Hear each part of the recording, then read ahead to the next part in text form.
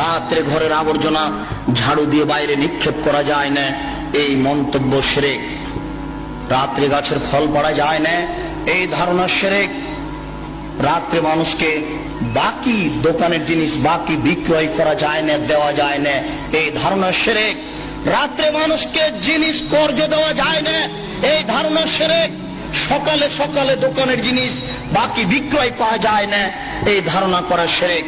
অপবিত্র অবস্থায় ঘর ঝাড়ু দেওয়া যায় না, আপনার স্ত্রী আপনার বৌমা অপবিত্র অবস্থায় ফরজ গোসল না করে ভাত রান্না করতে পারে না, ঘর ঝাড়ু দিতে পারে না, এগুলি ধারণা করা শিরক।